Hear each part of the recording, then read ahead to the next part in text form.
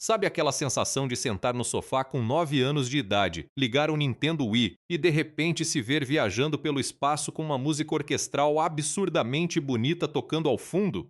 Aquela abertura de Super Mario Galaxy, o jogo, com as estrelas caindo sobre o castelo da Princesa Peach, com Luigi correndo animado no meio da festa.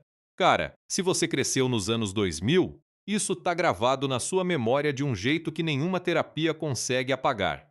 É um daqueles momentos da infância que a gente carrega para sempre.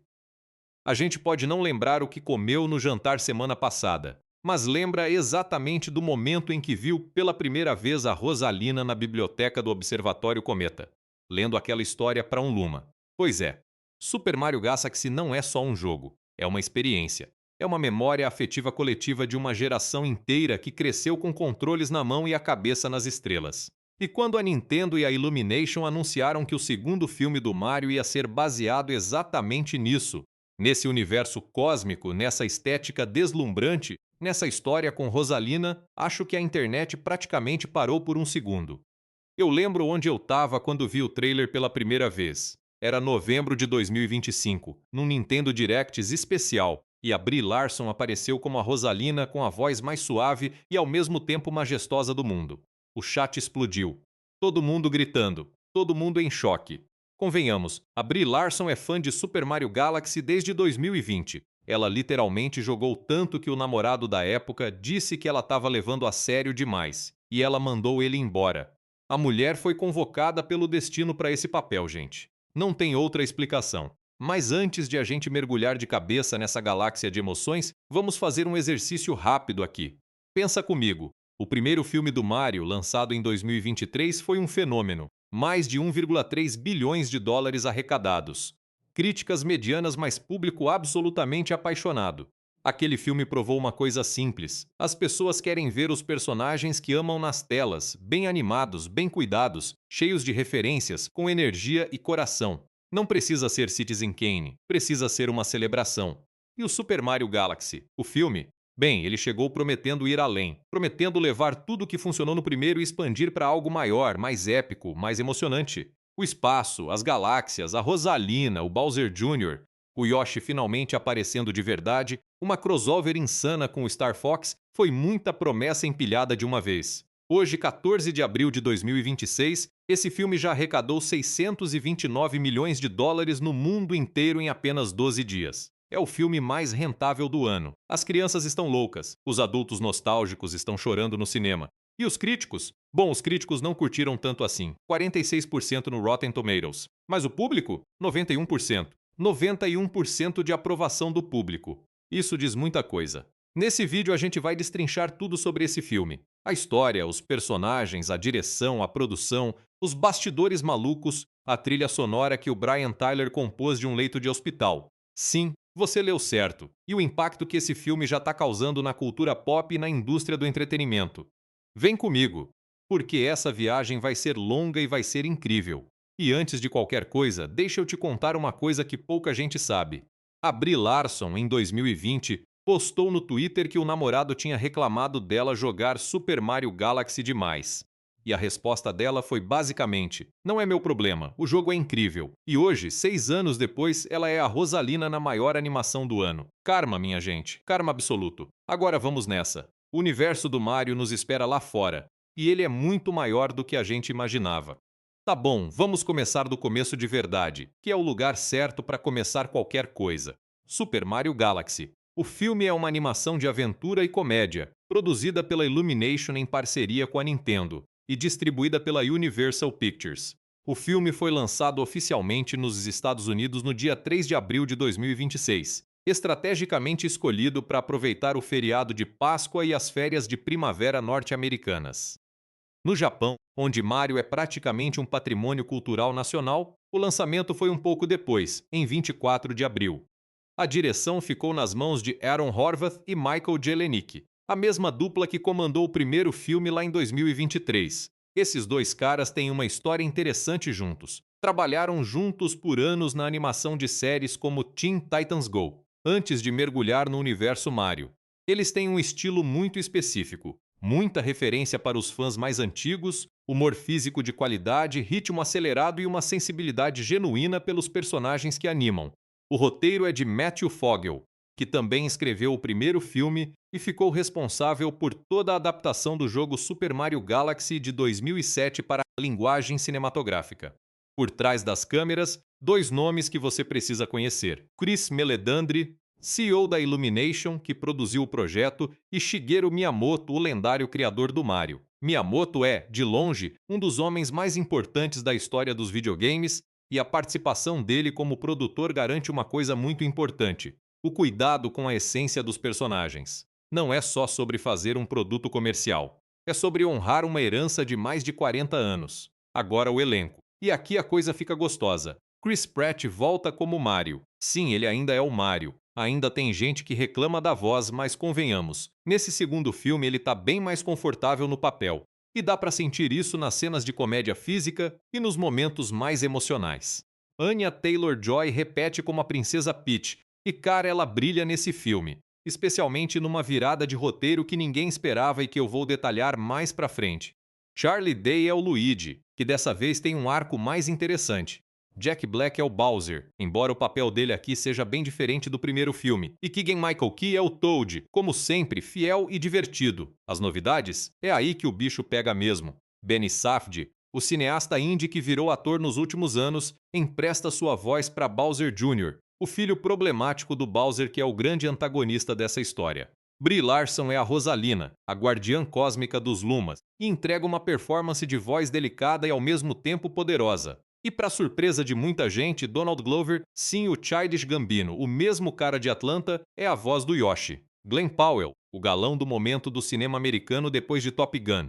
Maverick Hitman é Fox McCloud, da franquia Star Fox. E essa aparição é um dos momentos mais loucos do filme, que a gente vai explorar em detalhes. Luiz Guzmán faz o Wart, um personagem que vem de Super Mario Bros. 2, e Sarai da vida rainha Honey, que aparece brevemente mas causa impacto. E Virginia Daria Jelenic, filha do diretor Michael Jelenic, dá voz ao Yellow Luma, do mesmo jeito que aconteceu com o primeiro filme, onde ela e a irmã também apareceram em papéis menores. É um gesto fofo que virou tradição da família Jelenic nos projetos do Mario. O orçamento do filme foi de 110 milhões de dólares, que é relativamente modesto para um blockbuster de animação desse porte. Para comparar, o primeiro filme custou algo em torno de 100 milhões. O que é impressionante é a relação custo-benefício. Com 110 milhões de produção, o filme já faturou 629 milhões globalmente em menos de 2 semanas. Isso é uma máquina de dinheiro funcionando no modo turbo. Mas calma, porque antes de a gente julgar o filme só pelos números, que são impressionantes, sim, o que importa de verdade é a história que ele conta. E ela tem mais camadas do que parece à primeira vista. Vamos explorar isso agora. Presta atenção, porque essa história tem bastante coisa acontecendo ao mesmo tempo, e parte da crítica especializada considerou isso um problema. Mas eu acho que, quando você entende a estrutura toda, ela faz mais sentido do que parece. Vamos por partes, sem trocadilho. O filme começa no Observatório Cometa, a nave estelar da Rosalina que flutua pelo espaço profundo. É noite, ou pelo menos o equivalente cósmico de noite, e a Rosalina está reunindo os Lumas, aquelas criaturinhas de estrela adoráveis que ela cuida como filhos para a história de dormir. Ela começa a ler para eles, e o ambiente é mágico. Luzes suaves, estrelas ao fundo, uma paz quase religiosa que os fãs do jogo vão reconhecer imediatamente. É exatamente o tom daquela biblioteca do jogo. É um aceno de respeito ao material original que os fãs notam na hora. Aí o barulho começa. Rosalina manda os Lumas ficarem no lugar enquanto ela investiga o que está acontecendo lá fora na nave. E de repente, bum, Bowser Jr. E quando digo que ele aparece de forma dramática, é pouco. Benny Safdie captura perfeitamente a imaturidade arrogante e ao mesmo tempo perigosa do personagem. É uma criança mimada com poder demais. E isso é aterrorizante de um jeito cômico e ao mesmo tempo genuinamente ameaçador. Rosalina bate de frente com Bowser Jr. e, pela força e habilidade, ela teria como segurar o menino. O problema é que quando ele descobre que os Lumas estão ali, ele muda de tática. Sabe que eles são a fraqueza dela. E foi isso. Rosalina se entrega para proteger as crianças. Ela é capturada. O plano de Bowser Jr. é direto ao ponto e honestamente bem mais coerente narrativamente do que o plano do Bowser pai no primeiro filme. Ele quer drenar os poderes cósmicos de Rosalina para destruir e recriar o universo do jeito que seu pai sempre sonhou. Afinal, o Bowser estava encolhido e preso pela Peach desde o final do filme anterior. O filho quer libertar o pai e completar a missão que o pai não conseguiu. Tem uma camada de lealdade filial aí que é até emocionante de um jeito torto. Enquanto isso, na Terra, ou melhor, no mundo do Mario, a vida segue. Mario e Luigi são chamados para um serviço de encanamento numa cidade no deserto. E quem está preso dentro de um cano lá? O Yoshi. O Donald Glover dá voz ao Yoshi com uma energia muito específica. Curioso, entusiasmado, levemente ingênuo, mas com uma presença física adorável. O Yoshi não fala, emite sons e expressões, mas Glover coloca tanta personalidade naquelas vocalizações que você sente que conhece o personagem em minutos. Mario e Luigi tiram o Yoshi do cano e imediatamente ele adota os dois como companheiros. A amizade instantânea entre Mario e Yoshi é um dos melhores elementos do filme. Há uma química visual e emocional que funciona muito bem. Do outro lado, no reino dos cogumelos, Peach está se preparando para sua festa de aniversário. A atmosfera é animada, tudo está colorido e festivo. Quando um Luma que a Rosalina havia conseguido libertar antes de ser capturado cai nos campos próximos ao castelo. Peach e Mario avistam a queda e saem correndo para ver o que é. O Luma, assustado mas determinado, conta o que aconteceu com Rosalina e implora que alguém a ajude. Os outros Toads são relutantes. Ir para o espaço sem um plano, sem recursos, é uma loucura. Mas a Peach não hesita por um segundo, e aqui o roteiro faz algo muito esperto. Em vez de ser o Mario que toma a iniciativa principal dessa vez, é a Peach que decide agir. Ela pega o Toad e some no meio da noite. É um desenvolvimento de personagem que os fãs aplaudiram porque a Peach do primeiro filme já era mais ativa do que nas versões clássicas dos jogos, mas aqui ela dá um passo a mais. Então, pela manhã, Mario acorda no castelo sem a Peach, sem o Toad, e num caos porque Bowser Jr., que descobriu onde a turma estava, aparece e arranca o castelo inteiro do chão com a intenção de levá-lo para o espaço. É uma sequência visual insana, um dos momentos mais espetaculares do filme visualmente, com o castelo desprendendo da terra enquanto personagens caem, correm, agarram-se ao que podem. Mario, Luigi, Yoshi e, de forma completamente involuntária, o Bowser encolhido, que ainda estava preso dentro do castelo em uma gaiola, acabam sendo arrastados para cima com a confusão toda. Aí começa uma luta épica contra Bowser Jr. dentro da estrutura do castelo no espaço. A sequência é frenética, cheia de piadas físicas e momentos de ação genuinamente empolgantes. E aqui vem uma das coisas mais surpreendentes do filme: o Bowser. O que acontece com ele ao longo dessa história não é o que ninguém esperava. Depois que o grupo cai na galáxia Honey Hive, a galáxia das abelhas, cheia de plantas gigantes e mel luminoso, uma das mais bonitas do filme visualmente, o Bowser, por razões completamente egoístas a princípio, acaba ajudando Mario. Mas conforme a história avança, a gente percebe que ele está genuinamente se divertindo com eles. Jack Black toca nessa ambiguidade do personagem com muita graça. O Bowser é uma ameaça, mas também é, em algum nível, um sujeito que quer pertencer a algo. E olha que delicioso esse detalhe. Ao final da sequência na galáxia Honey Hive, o Bowser faz um sacrifício voluntário para que Mario, Luigi e Yoshi possam escapar. Um vilão que se sacrifica para ajudar o herói. O Jack Black foi categórico em entrevistas. Isso foi uma das partes do roteiro que mais o emocionou quando leu pela primeira vez. A jornada está começando. O espaço é enorme e a Rosalina continua presa. Agora a história começa a se dividir em duas trilhas que correm em paralelo, a da Peach e do Toad no espaço profundo, e a do Mario, Luigi, Yoshi e Bowser na galáxia Honey Hive. E é nessa divisão que o roteiro ganha mais textura, mas também onde os críticos sentiram um pouco de excesso de informação. Peach e Toad chegam ao Gateway Galaxy, a galáxia do portal, que no jogo funciona como uma espécie de hub central do universo Mario. É linda, enorme, cheia de plataformas flutuantes e portais que levam a outros mundos. Mas assim que chegam lá, um macaco ladrão rouba a mochila do Toad e sai correndo em zigue-zague por um cassino espacial iluminado de neon. É uma perseguição cômica que serve para apresentar um dos personagens mais divertidos do filme, o Art. Luiz Guzmán como Art é uma escolha brilhante. O Art é um vilão de Super Mario Bros. 2, um jogo de 1988 que muita gente nem lembra que existe. E trazê-lo para esse filme é exatamente o tipo de deep cut que o Keegan-Michael Key havia prometido nas entrevistas. O Art é o dono do cassino, espalhafatoso, arrogante, cercado de capangas. Peach entra, derrota todos os capangas numa sequência de ação que homenageia filmes de Kung Fu de uma forma muito engraçada, e o Wart acaba cedendo informações. Bowser Jr. levou Rosalina para a Space Junk Galaxy, a galáxia do lixo espacial. Aqui uma coisa importante acontece. Peach e Toad encontram Fox McCloud. Glenn Powell como Fox é uma das escolhas mais polêmicas e ao mesmo tempo mais divertidas do filme. Fox McCloud é um personagem da franquia Star Fox da Nintendo, um piloto de combate espacial esperto, confiante com um jatinho chamado R-Wing. A entrada dele no universo Mario é explicada de forma rápida. Ele estava patrulhando aquele setor da galáxia em missão e se deparou com o caos que Bowser Jr. estava causando. Ele concorda em levar Peach e Toad até Space Junk Galaxy na nave dele. E quando Mario, Luigi e Yoshi chegam no Gateway Galaxy pouco depois e encontram o grupo da Peach, todo mundo parte junto na Star Fox, a nave de combate interestelar do Fox. Mas Bowser Jr., que não é idiota, intercepta a nave. Tem uma batalha espacial maravilhosa visualmente, com a R-Wing desviando de mísseis, plataformas de coopas, aquela estética de Star Fox misturada com o visual colorido do Mario. E durante o caos da batalha, Bowser Jr. usa um dos seus gadgets e transforma Mario e Luigi em bebês. Bebê Mario e Bebê Luigi. A plateia ri muito nessa hora porque Charlie Day, como Bebê Luigi, tem uma cena onde ele grita de um jeito que é impossível não gargalhar. A nave sofre danos e pousa de emergência na Dinosaur Galaxy, a galáxia dos dinossauros, um planeta primitivo cheio de vegetação densa e, bem, dinossauros gigantescos.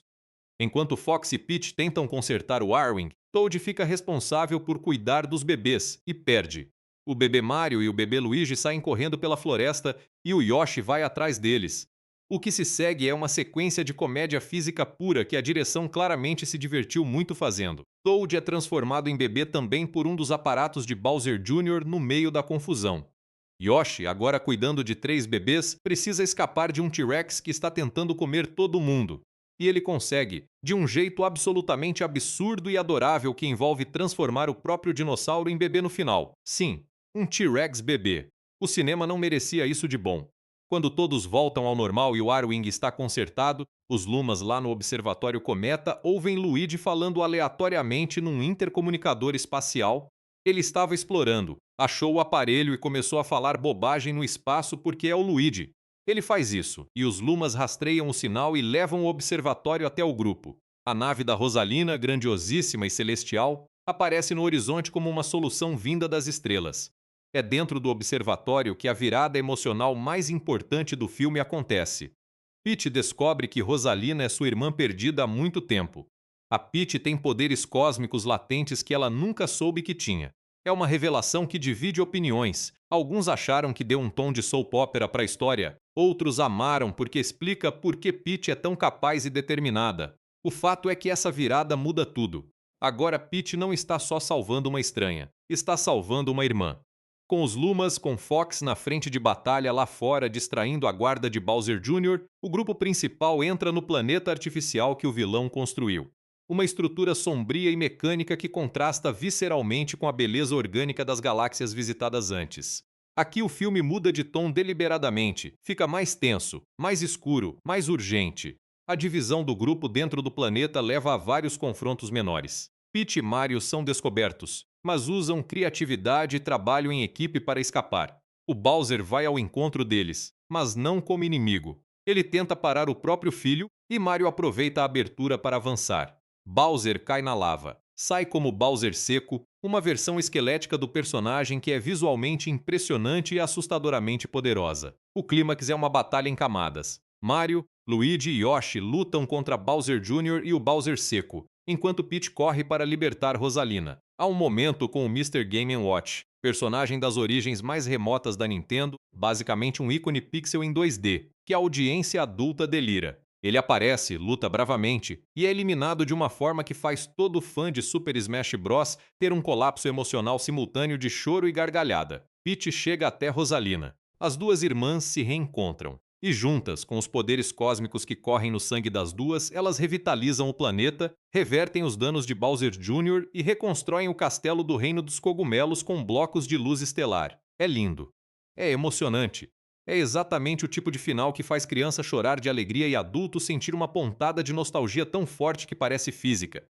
Bowser e Bowser Jr. são presos. Fox McCloud sai numa cena final de despedida que claramente está preparando o terreno para algo maior no universo Nintendo. E nos créditos finais, que você precisa assistir até o fim, aparece a princesa Daisy parando um macaco de roubar alguém. A mesma macaquice do início fechando o círculo. Uma cena pequena, rápida, mas que fez a plateia enlouquecer porque a Daisy finalmente existe oficialmente nesse universo cinematográfico. A grandeza de um filme de personagens, e o Mario é fundamentalmente um filme de personagens mesmo sendo uma aventura de ação, está em como cada figura naquela tela funciona sozinha e em relação às outras. E nesse segundo filme, a turma cresceu consideravelmente. Vamos falar de cada um com calma e carinho, porque todos merecem. O Mario do Chris Pratt é, honestamente, uma versão mais madura do que a do primeiro filme. O Pratt encontrou um equilíbrio melhor dessa vez. Ele não está mais tentando forçar uma sotaque italiano caricato como nos primeiros teasers de 2022 que irritaram a internet inteiro. Aqui o Mario é mais expressivo nas emoções, mais presente nas cenas de peso. Tem uma sequência na galáxia Honey Hive onde ele tenta convencer o Bowser a ajudar. E a cena tem uma leveza genuinamente encantadora. Dois oponentes históricos virando temporariamente aliados com uma desconfiança mútua adorável. O Pratt carrega isso com graça. O arco do Mario aqui é sobre liderança. Ele precisa não só ser o herói, mas aprender a confiar na Peach, no Luigi e nos outros, especialmente quando estão todos literalmente perdidos no espaço. A Peach da Anya Taylor-Joy é a revelação do filme. No primeiro filme, ela já era muito mais do que o estereótipo de princesa em apuros. Aqui ela deu um salto. É ela que parte primeiro para o resgate. É ela que confronta o Art no cassino sem hesitar. É ela que descobre os próprios poderes e vai buscar a irmã sem esperar que ninguém a ajude. Anya injeta na Peach uma determinação tranquila que é ao mesmo tempo inspiradora e elegante. Quando a revelação de que Rosalina é sua irmã chega, a Anya entrega a reação com uma sutileza impressionante para uma performance de voz. Tem um silêncio, uma respiração, uma voz que tremula levemente antes de continuar. São detalhes de ator experiente numa situação onde muitos simplificariam demais. O Luigi do Charlie Day continua sendo o coração emocional e cômico da história. No primeiro filme, o Luigi ficou um pouco de lado, servindo mais como alívio cômico rápido. Aqui ele tem mais espaço. A cena do intercomunicador espacial, onde ele fala besteira no espaço sem saber que os Lumas estão ouvindo, é de Day em total liberdade criativa, e é hilária. Mas tem um momento mais tarde, quando Mario e ele estão lado a lado durante a batalha final, que é genuinamente emocionante. Charlie Day é um ator subestimado, e quando ele tem material de qualidade para trabalhar, entrega. O Jack Black como Bowser é o estudo de personagem mais interessante do filme. No primeiro, Bowser era o vilão ambicioso e apaixonado pela Peach, com aquela música de rock ridiculamente boa sobre seu amor não correspondido.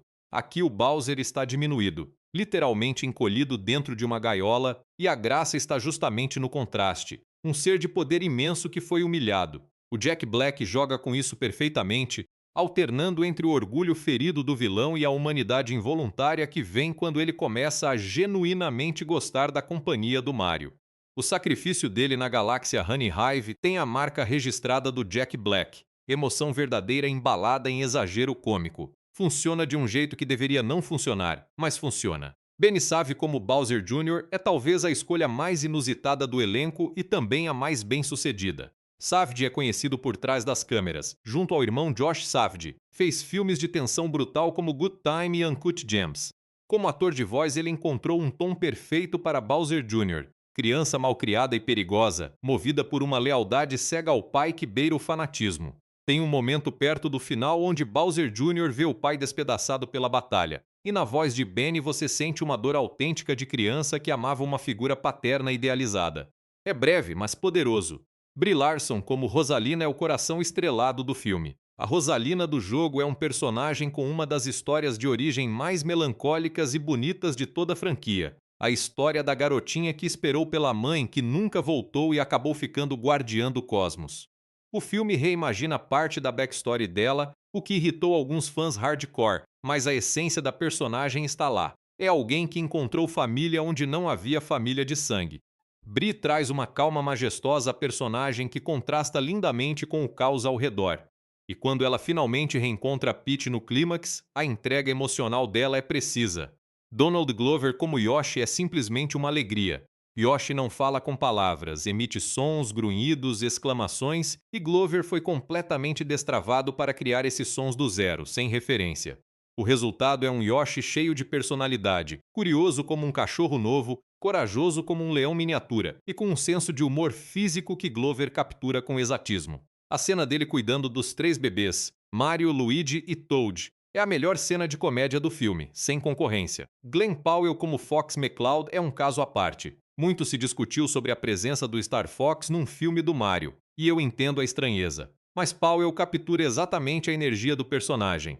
Confiante sem arrogância, competente sem esnobismo, um guerreiro espacial com um coração de ouro. A voz grave e segura de Powell soa exatamente como Fox McCloud deveria soar se ele fosse real. E a dinâmica entre ele e a Peach, 2 personagens completamente diferentes em termos de universo, mas que se entendem instantaneamente como pessoas de ação, é deliciosa. Keegan-Michael Key como Toad é a consistência que o filme precisa. O Toad é o ancoragem cômica confiável, o amigo leal que nunca hesita mesmo estando apavorado, e que entende esse personagem de ponta a ponta.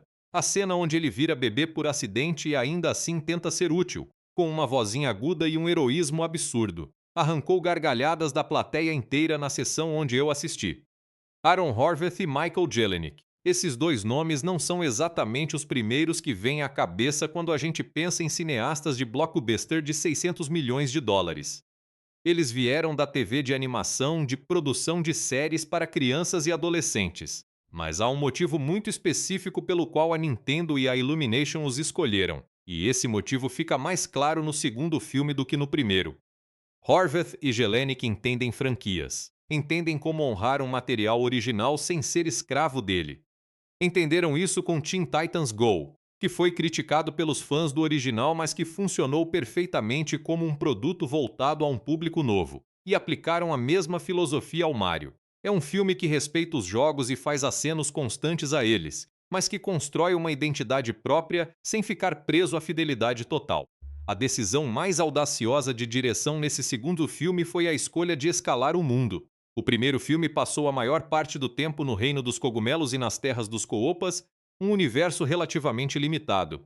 Aqui, a história explode para o espaço, para galáxias completamente diferentes umas das outras, cada uma com uma paleta de cores, uma lógica física e uma estética própria. Isso cria um desafio enorme para a equipe de animação. Cada galáxia precisa parecer um mundo distinto, não só um fundo diferente. E pelo trabalho da Illumination Studios Paris, eles entregaram. A galáxia Honey Hive tem uma estética dourada e orgânica, com superfícies cobertas de mel luminoso e plantas gigantes que parecem vivas. A Gateway Galaxy tem a grandiosidade fria e geométrica de um porto espacial futurista filtrado pelo estilo Nintendo. Space Junk Galaxy é exatamente o que o nome diz. Um cemitério espacial de objetos descartados que se tornaram um ecossistema próprio, com uma melancolia visual bonita. E o planeta artificial de Bowser Jr. tem uma estética industrial e ameaçadora que faz contraste deliberado com a beleza orgânica de tudo que veio antes.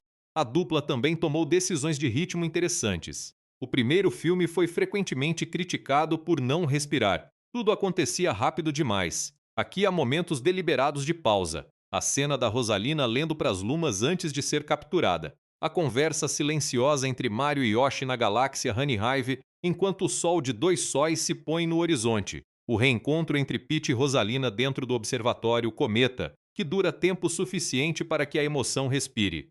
São escolhas conscientes de diretores que aprenderam com o feedback do primeiro filme. Mas nem tudo funciona perfeitamente.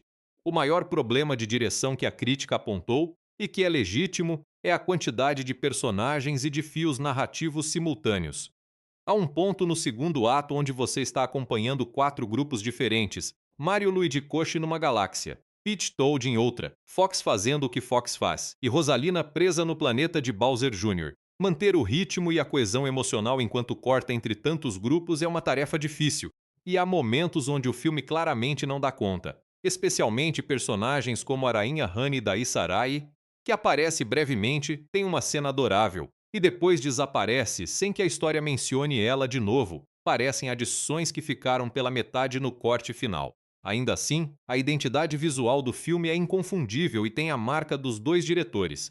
Há um humor físico específico, baseado em tradição clássica de cartoons, com timing preciso de frames, com expressões faciais exageradas no estilo certo, que é a assinatura deles, isso é raro. Muitas animações modernas perdem o timing de comédia física porque confiam demais no diálogo. Horvath e Jelenic sabem fazer rir sem palavras, e esse talento aparece em toda a extensão do filme. A relação deles com a Nintendo e com Shigeru Miyamoto merece destaque especial.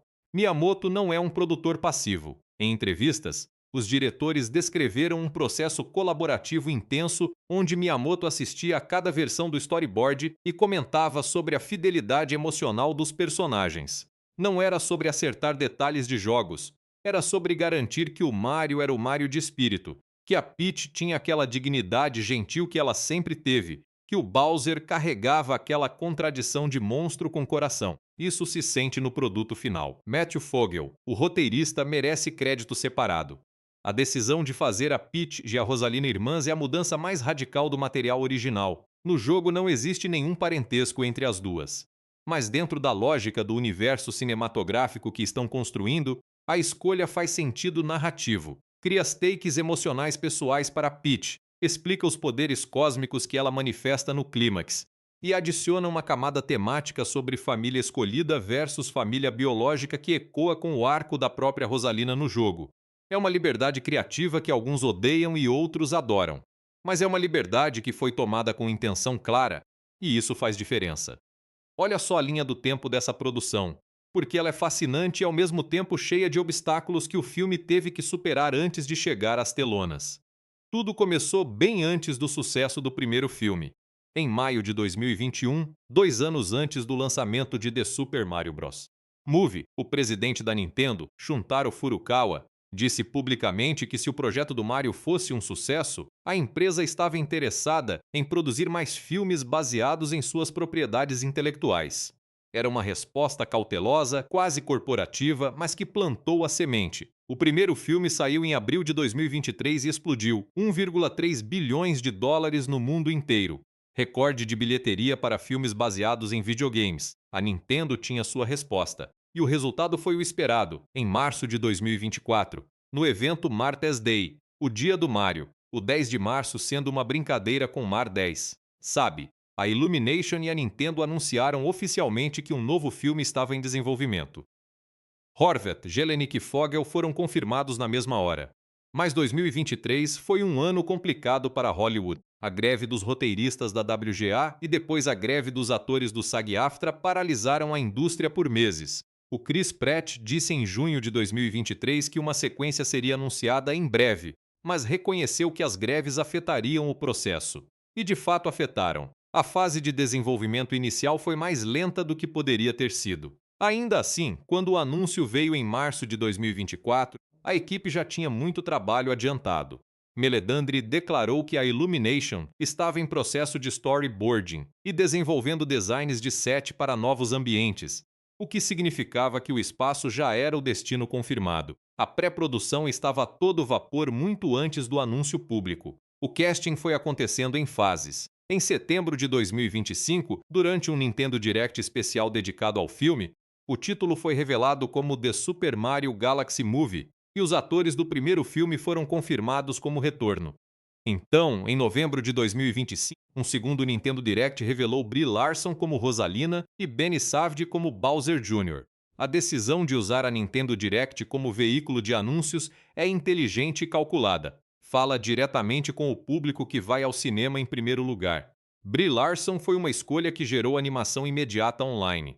Sua história com Super Mario Galaxy era bem conhecida na comunidade gamer. Ela tinha postado várias vezes sobre o jogo, defendia-o como um dos melhores já feitos, e o episódio famoso de 2020 onde ela foi mais fiel ao Yoshi do que ao namorado virou meme instantâneo.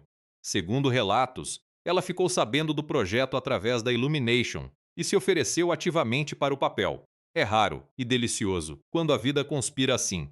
A animação foi feita inteiramente pelo Illumination Studios Paris, em Paris, França. A produção estava em andamento desde março de 2024, com a animação sendo concluída em novembro de 2025, um prazo bem apertado para um projeto dessa magnitude. Isso explica, em parte, a escolha de um orçamento de 110 milhões em vez de algo maior. A Illumination é conhecida por produzir animações de altíssima qualidade com orçamentos abaixo da média de Hollywood porque seus processos de produção são muito otimizados.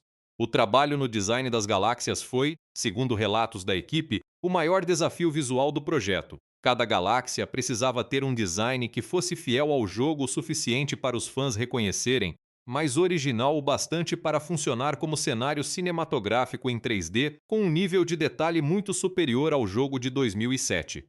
A galáxia Honeyhive, por exemplo, teve mais de 40 versões de design antes de chegar ao visual final. O supervisor de animação declarou numa entrevista que cada planeta precisava parecer um personagem em si mesmo. E aqui vem a história mais surpreendente de toda a produção. O compositor Brian Tyler, que fez a trilha sonora do primeiro filme, aceitou retornar para o segundo. Mas durante o processo de composição, Tyler foi hospitalizado por um problema de saúde sério, o que ele manteve em segredo da produção por semanas. Em vez de parar ou pedir adiamento, ele continuou compondo do leito do hospital escondido, trabalhando no laptop enquanto se recuperava. A Men's Journal revelou essa história numa matéria exclusiva. Tyler compôs mais de 300 referências a músicas clássicas da franquia Mario enquanto estava hospitalizado, criando um score de mais de 1 hora e 20 minutos de duração. Quando a produção descobriu, ficou absolutamente boquiaberta.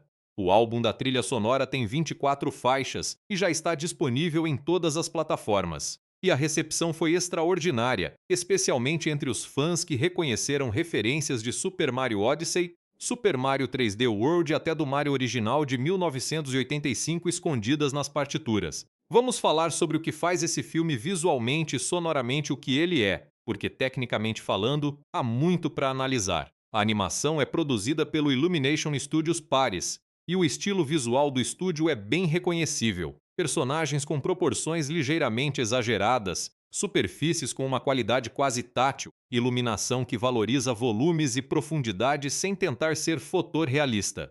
A Illumination não busca o realismo da Pixar ou da Sony Pictures Animation, ela busca o que poderíamos chamar de hiperrealismo do cartoon. Os personagens parecem sólidos, têm peso, têm textura, mas vivem num mundo que claramente não existe. E isso funciona perfeitamente para o universo do Mario. O grande salto técnico nesse segundo filme em relação ao primeiro é a escala dos ambientes. O primeiro filme era lindamente animado, mas os cenários eram relativamente contidos. O reino dos cogumelos é um mundo verde e colorido, mas é uma savana-floresta habitada.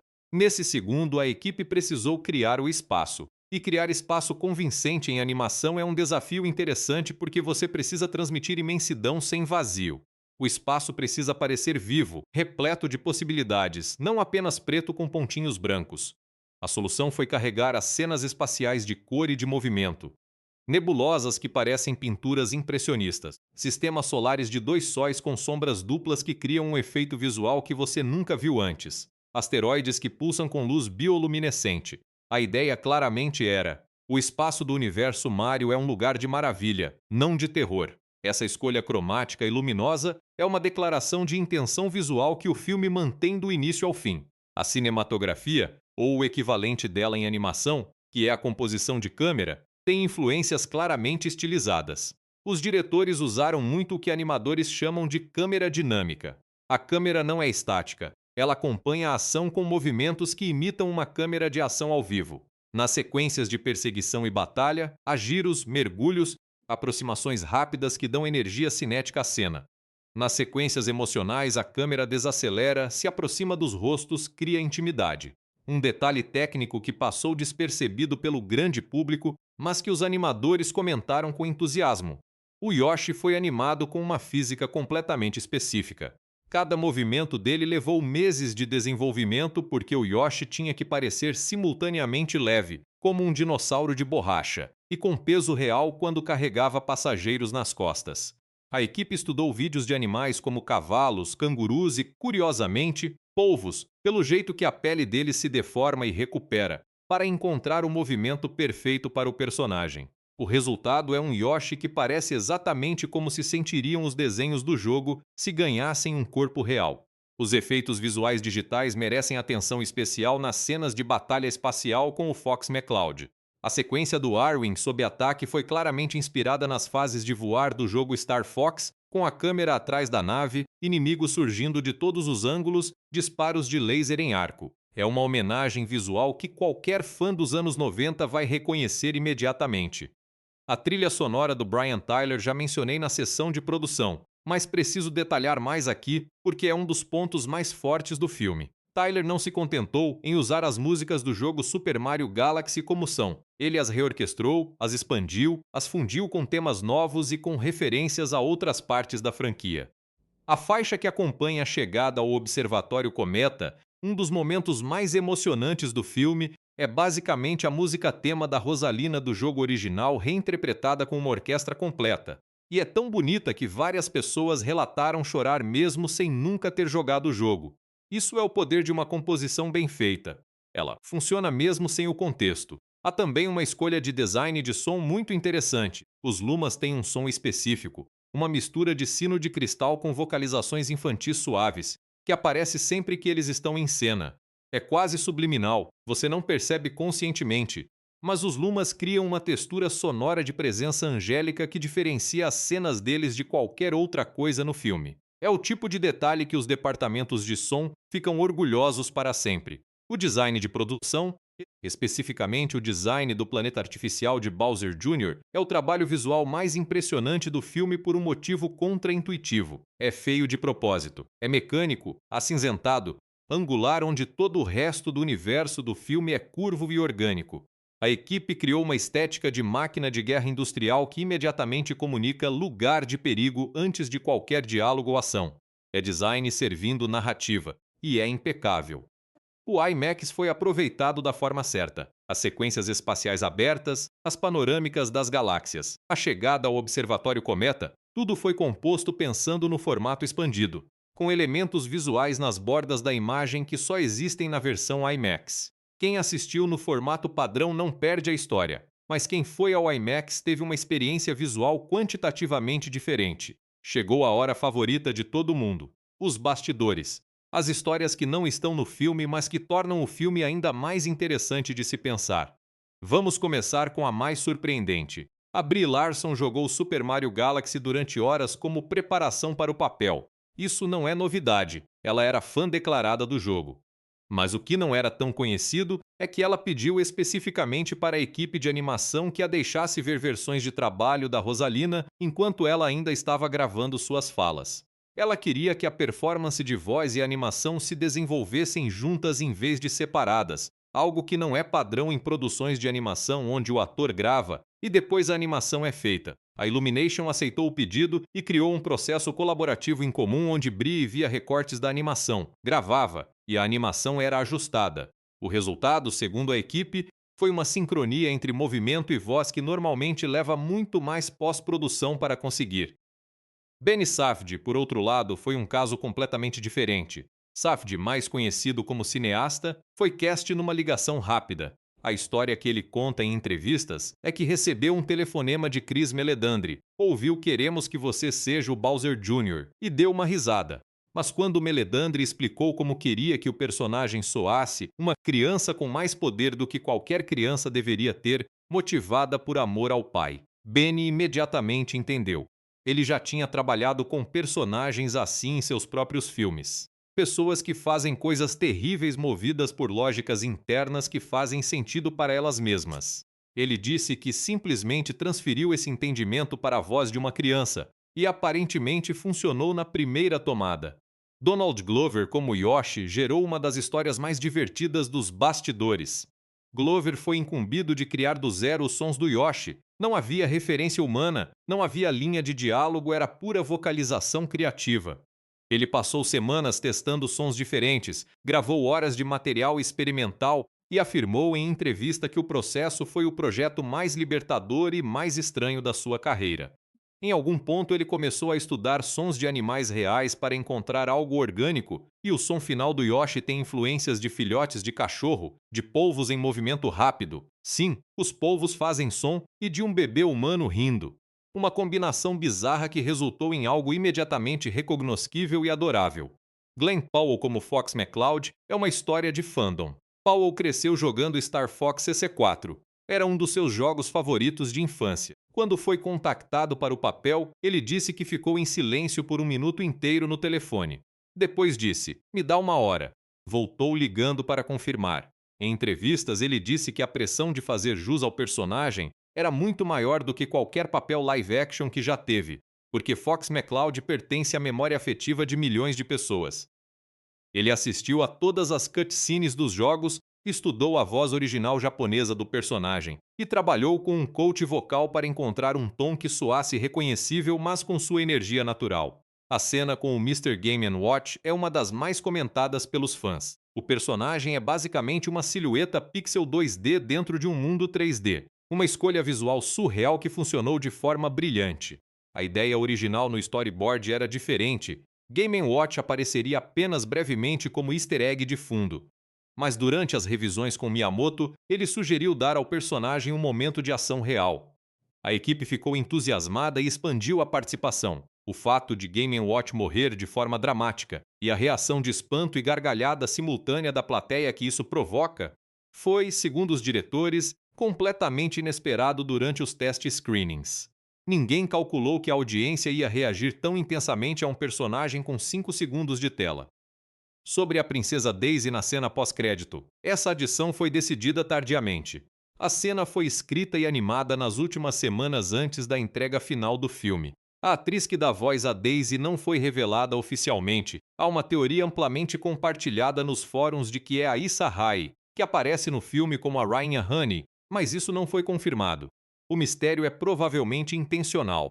Existe um easter egg que virou obsessão nos fóruns. Em algum lugar na cena do cassino do Wart, há um slot machine com imagens de personagens de Donkey Kong Country que não foram mencionados em nenhuma entrevista.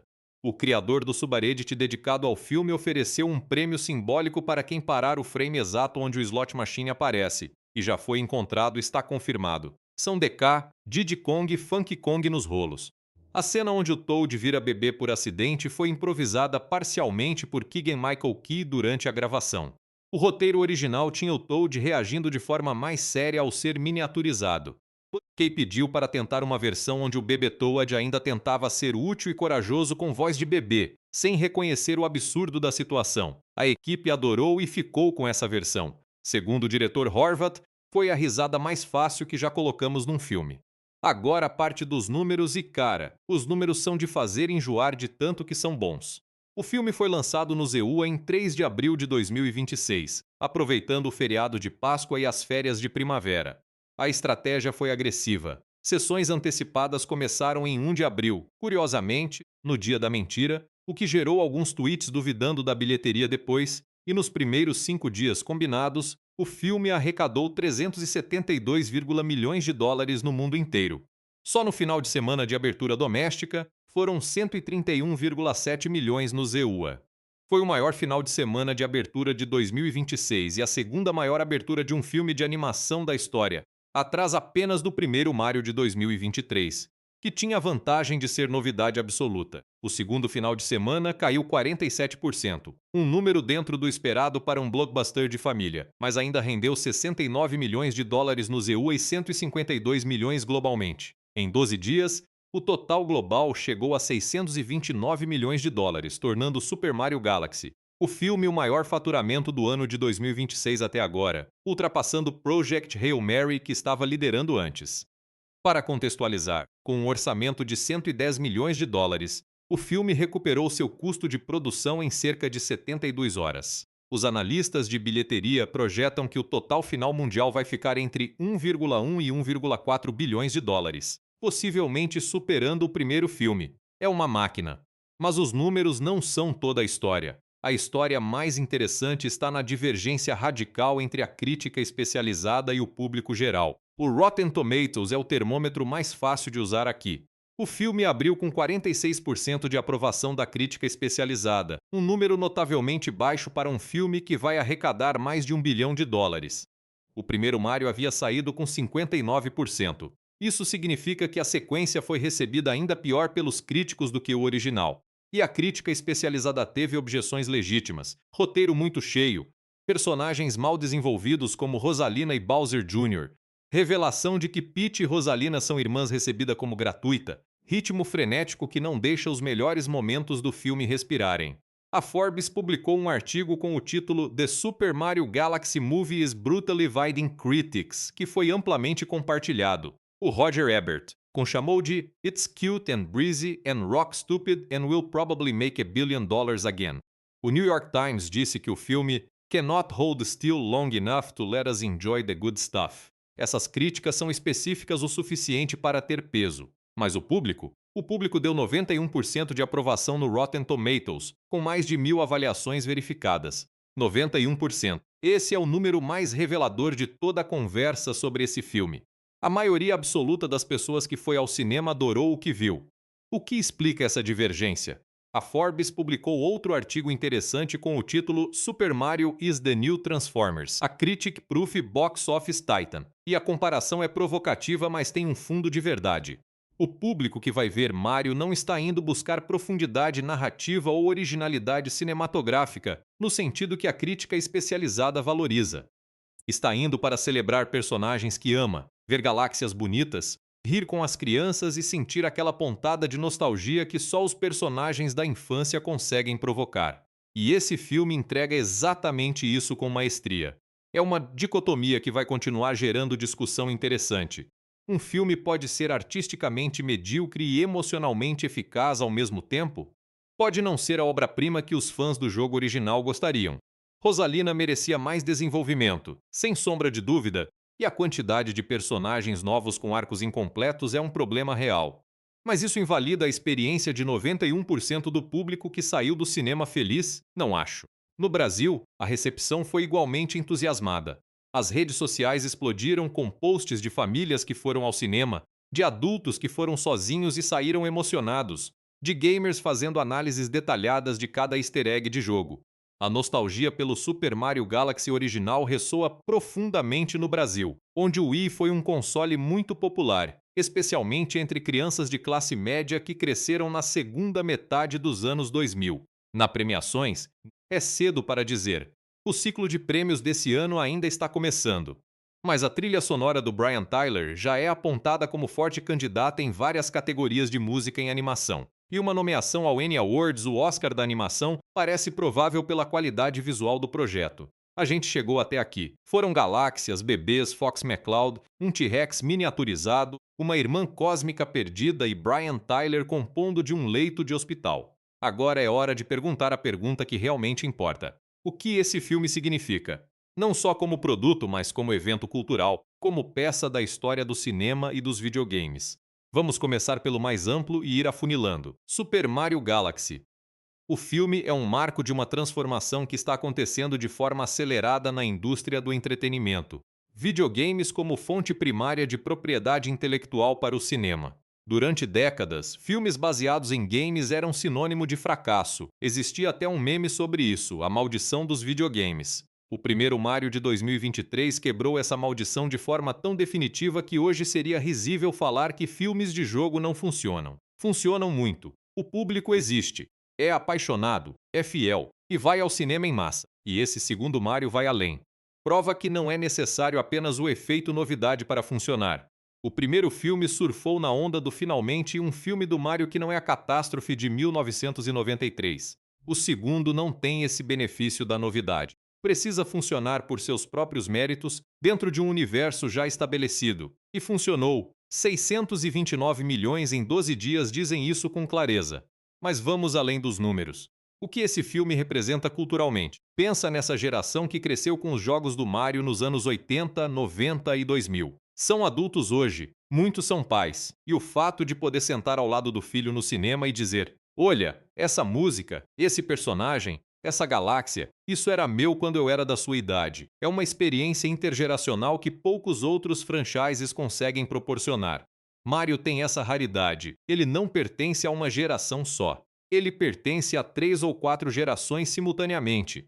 E cada uma dessas gerações está no cinema assistindo a esse filme, cada uma trazendo sua camada de significado pessoal. A inclusão do Star Fox no universo cinematográfico Mario é um sinal claro de que a Nintendo e a Illumination estão construindo algo muito maior. Não é um crossover aleatório, é uma pedra fundamental de um universo compartilhado de Nintendo no estilo MCU. Jack Black disse em entrevistas que gostaria de ver Pedro Pascal como Wario num futuro filme. A cena pós-crédito com a princesa Daisy sugere que ela terá um papel maior. O Fox McCloud foi apresentado de forma que claramente prepara terreno para seu próprio desenvolvimento. Há uma arquitetura maior aqui sendo construída tijolo por tijolo. Para os fãs de Super Mario Galaxy especificamente, esse filme é um presente imperfeito. É a versão cinematográfica de um abraço de alguém que você ama muito, mas que não necessariamente entende todos os seus sentimentos mais profundos. A Rosalina merecia mais. O jogo original tem uma das histórias de origem mais melancólicas e poéticas dos videogames. Aquela criança esperando a mãe que nunca vai voltar, encontrando família nas estrelas. E o filme toca nessa história sem mergulhar nela como os fãs mais hardcore gostariam. A revelação da conexão entre Peach e Rosalina substitui essa backstory por uma versão mais hollywoodiana de Família Perdida, que é mais digerível, mas também menos corajosa. Isso é uma crítica válida e legítima. Ao mesmo tempo, é preciso reconhecer que um filme de família de animação que arrecada mais de $1 bilhão não pode ser a mesma coisa que uma graphic novel adulta para o fã hardcore. Não porque respeite menos os fãs, mas porque o produto existe num contexto comercial específico. A tensão entre fidelidade artística ao material original e acessibilidade ao público amplo é irresolúvel, e o filme resolve ela escolhendo o lado do público amplo. É uma escolha que pode ser julgada, mas não pode ser julgada sem entender o contexto em que foi feita. No contexto da indústria de animação, o filme consolida a Illumination como uma das grandes forças criativas do setor junto à Pixar, Sony Animation e DreamWorks. O estilo visual específico da Illumination, aquela qualidade de tato, de peso, de luz quase tangível, foi aperfeiçoado nesse projeto.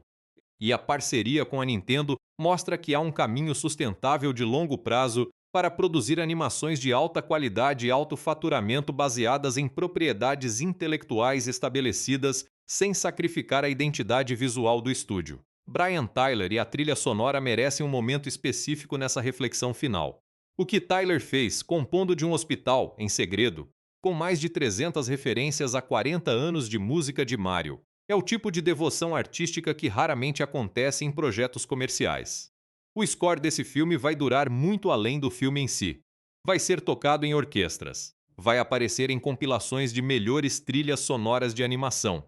Vai fazer pessoas que não viram o filme chorarem quando ouvirem a música do Observatório Cometa, porque boa música transcende o contexto onde nasceu.